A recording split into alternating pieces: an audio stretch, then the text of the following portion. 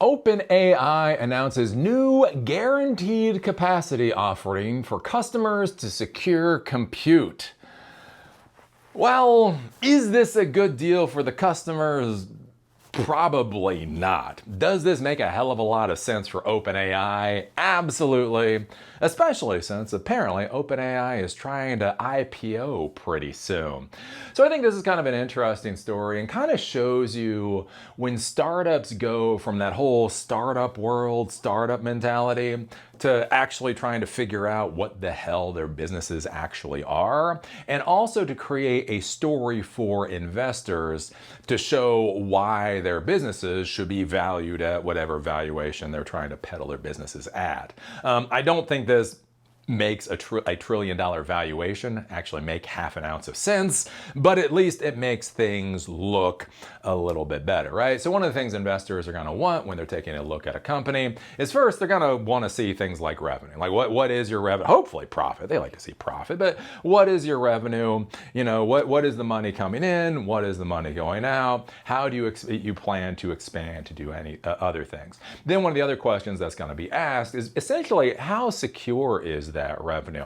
So I've talked before, I had my business back before the Great Recession happened, and one of the failures that I did was it was all time and material billing. So time and material billing is when you go to a contractor or whatever else, and basically they charge you for the labor and for the material for this particular project. You repair a computer, install a telephone system, whatever else, $2,000 for labor, $5,000 for hardware, give me the money, right?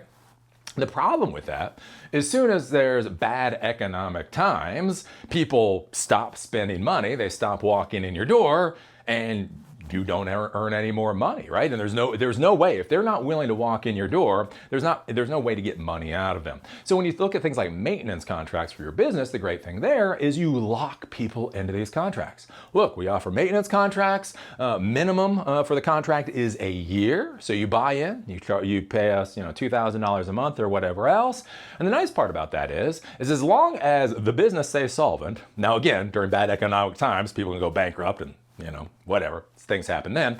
But as long as the business stays solvent, they legally are obligated to pay you $2,000 a month, whether or not they want to, right? So basically what that means is if you have all these maintenance contracts, even if the economy goes to hell, you will continue to receive regular payments, at least, again, until the contracts run out, and that gives you more cushion to try to figure out what the hell to do, right? And so that's what's interesting here is with OpenAI, basically what they're trying to do is they're trying to lock their customers into long-term contracts. Why this makes sense for OpenAI is because then these customers will be in 1, 2, or 3-year contracts, which means basically these companies gotta pay OpenAI whatever that contract cost is, into the future. How they're trying to sell this is guaranteed capacity, right? So part of the argument with the AI fraud is this whole idea is that we are compute constrained.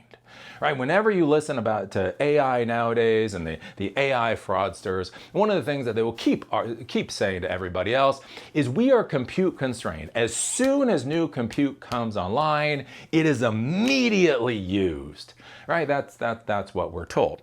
And so basically the argument is as we go into the future, the compute resources would become more and more difficult to guarantee. And so if your organization was stupid enough to integrate OpenAI into all the vital systems for your organization, what happens when latency goes from half a second or a second for responses to 2 seconds to 10 seconds to 30 seconds. The interesting thing, again, with OpenAI, one of the things you have to think about these AI companies is they can still provide services. But again, in your production environment, what happens when you go from a 1 second latency for a response to a 1 minute latency for a response? Do your systems even continue to work? Right, that's a real question there, right? And so what they're trying to peddle, the idea that they're trying to peddle here is, hey, we're already compute constrained, so ergo, you pay us up front now, right? You get into this contract, and then you won't have to worry about compute for the next number of years. The reason that this is a bunch of horse crap is, one, we are only compute constrained because of the business practices of these idiotic AI companies, right? From what I can tell, 90% of OpenAI's users are free users. Hey, look, every time a pizza comes out of the oven, people take it for free. We're pizza constrained, right? My whole argument with a pizza company, right? If I created a pizza company and I gave away all the pizzas, that does not make me a successful business. But what we see, right, with OpenAI, something like 90% of the users use it for free. I use Claude, right? I use Anthropic Claude. Now, to be clear, I code every day, but I'm not some brainiac coder. I'm not whatever, right? I go to Claude. I rarely run into the limitations with Claude. Because again, for me, I'm not using Claude for agents. I'm not using Claude for big auditing tasks or whatever else. A lot of my stuff is, where the hell does a comma go? Or again, these microcontroller things. I've really been playing with these microcontrollers.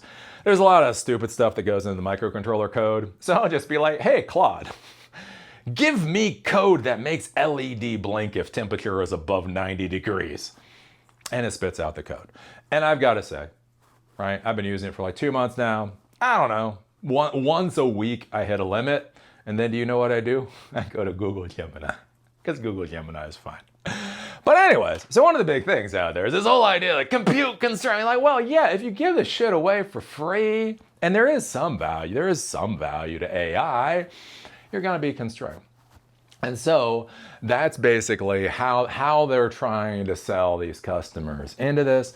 The problem that I see, though, is, as I've talked about before, AI is still an immature technology. It's an immature technology. It's an immature architecture, infrastructure, all of that kind of stuff.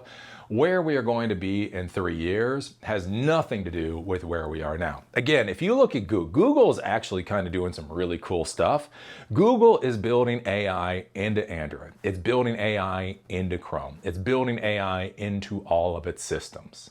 And so, even now, because Google just had their I.O. conference, so even now, if you look at what Google's offerings are, you might be like, Eli, I'm not going to use that. Again, always wait for version 3. Version 1 exists. Version 2 sort of does what it's supposed to do, and version 3 is stable most of the time, right? You always wait for version 3. But think about this, right? Google just had their I.O. conference, came out with a lot of cool stuff. So even if you don't want to deploy that now, I mean, do you want to lock yourself into an AI solution for 3 years when all of this other stuff is happening? And I think that's the big thing you got to be thinking about with OpenAI is, one, what is the value proposition to super gluing your infrastructure onto their systems? Again, it's one thing that I honestly do not see. I'd be very cautious about marrying to that degree. And then the other thing you have to worry about, just did a video talking about how OpenAI is going to IPO. And I have some real questions if that IPO is going to succeed. Right? WeWork happened. Right? The funny thing about doing videos, I've been doing videos now since 2009. Right, I've been snarky. So I used to start doing the Daily Blob. I started doing the Daily Blob using something called Google Hangouts on Air. It wasn't even YouTube Live, right? It was this Zoom thing. I'm not gonna say it was a Zoom clone. Zoom is a clone of Google Hangouts. But anyways, there's this thing, Google Hangouts Online, literally May of 2012. I started screaming about stupid stuff in the tech world, right? And the curious thing is, right, I used to scream about WeWork. I used to scream about WeWork all day long. I actually had a membership for WeWork for just a short period of time. And I was like, this is dumb. This company is not worth $45 billion. I'm not saying that WeWork is worthless. It's just not worth $45 billion. Oh my God, I got so much shit for that. And then WeWork went boom. WeWork went boom. Here's the thing that I want you to think about. OpenAI is going to IPO. They do not have a good story for their products. They do not have a good story for their business. And their IPO, so like one of the largest IPOs in history was Alibaba, something like $169 billion. So there's like 7x the largest IPO in history, other than SpaceX, right? And basically, when you look at that, do you think they're going to survive their IPO?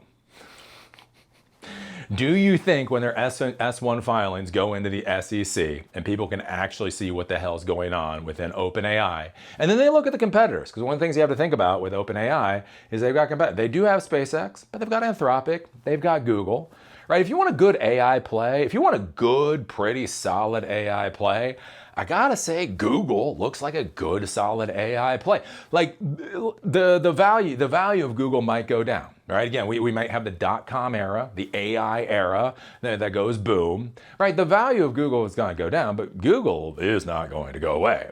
Whereas if you take a look at OpenAI, if OpenAI fails in this IPO, which I think is very reasonable, I think saying that is reasonable is an understatement. Imagine if you contracted for years. Imagine you contracted with an AI services company for years and you're super glued to them as they fail. Again, you think about WeWork, right? WeWork, I think, took 2 years to go bankrupt. So they put in their S1 filings with the SEC. It was like August of whatever year that was. Everybody went, what? That all blew up. But I do believe it took like 2 years before they finally went bankrupt. So one of the things you have to think about with OpenAI is if they do their IPO and their IPO goes boom, that's not necessarily the end of the story, right? It takes a while to actually go boom. Like when you think about boom, like when you think about things like the financial crisis, like for some reason it gets like truncated in your mind, right? Like a short period of time. Or you think about COVID, it gets truncated in mind. Like you think about the COVID era, you don't really think that was like 2 fucking years, right? Or the Great Recession, right? That was like 3 years before I think started to vaguely start to get normal again, right? It all gets truncated, right? If OpenAI's IPO goes boom, it may take a long time for that company to truly fail. And if you have a contract with them, that means you are chained to a failing AI company, and we all have seen what happens with failing AI companies. Failing AI companies jack the cost for things through the roof. Things that used to be for free, it's not technically in the contract that tells you it's for free, so you just assume it'll be for free, and then all of a sudden you're getting fees for these things that you used to just get. The quality of service goes down. All of a sudden you are literally getting whatever the SLA, whatever the very specific SLA you agreed to, you're getting that, right? And is that what you want to be secured to? So anyways, like I say, this makes sense for OpenAI. Does not make sense for you. OpenAI on Tuesday announced a new offering called Guaranteed Capacity, which allows customers to secure long-term access to compute to power their AI products, agents, and workflows. The company said customers can choose between 1, 2, and 3-year commitments, and it's offering discounts that increase based on those annual contracts.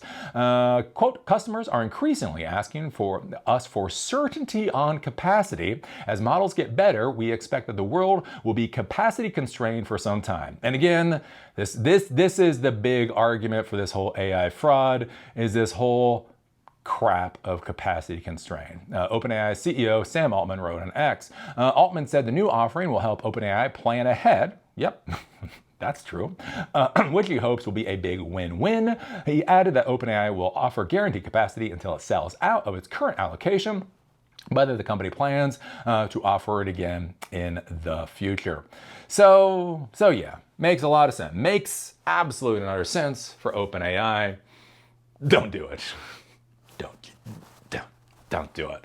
This is the type of thing. Once all this works out, once SpaceX IPOs, once OpenAI IPOs, once Anthropic IPOs, you give it about a year for everything to calm the hell down, and then at that point in time, by all means, buy contracts. Again, when you're looking at purchasing services, right, whether it's maintenance contracts for actual technical support, or you go to AWS or Dell, like if you buy hardware from Dell, you can buy service agreements or maintenance contracts, right? It just makes sense. You know what your costs are, right? You lock in your costs at whatever they currently are. So basically you hedge any problems where prices go up, inflation goes up. You know what your costs are. Generally, again, you do get a reduction because you are paying, farther into advance. So it costs you a little bit less. So basically, you know exactly what you're using the product for. You know exactly what you're measuring for and what's supposed to happen. And so that you just pay for it up front, right? If you're going to be deploying standard, architect infrastructure into AWS, by all means, buy a year or two contract. Azure might give you slightly better performance or slightly less expensive, right? Somebody else, again, Google is pushing their cloud services right now. Google might come out with an offer that's a little bit better and a little bit less expensive. But again, when you're dealing with a corporate, fuck cares. Corporations don't get tens of thousands of dollars. They just don't care about millions of dollars half the time. They barely care about, right? And so saving that little bit of money, possibly saving that little bit of money, doesn't make sense when you're like, look, I just want to have systems when I know there's a problem, I know exactly who to call, and everything just gets solved, right? That kind of thing makes absolute sense. Again, Dell service contracts. I never really had a snarky thing to say about Dell service contracts, to be honest with you. They were fine, at least back in the day, they were fine, right? But here's the thing, with these AI companies right now, there is not that stability. We do not know where this stuff is going to go in the future. We do not know how stable these companies actually are. We don't really know what we're doing with AI a year from now. And so to lock yourself to any one of these companies now for years at a time, I would argue is highly questionable. So anyways, those are my thoughts. Put your thoughts down below. If you like these episodes, you want them on Spotify or on Apple Podcasts, there's a link in the doobly-doo. Also down there is a link to my LinkedIn account if you want to follow me with the other stuff that I do. And with that, see y'all later.